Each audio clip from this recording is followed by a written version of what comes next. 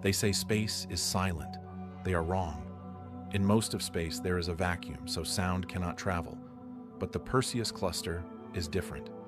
Located 240 million light-years away, this galaxy cluster is filled with massive clouds of hot gas, and deep inside, there is a supermassive black hole. In 2003, NASA discovered something terrifying. The black hole is sending out pressure waves, ripples in the gas. These are sound waves. It is singing a note in B-flat. So NASA took the data and pitched it up so we could hear it.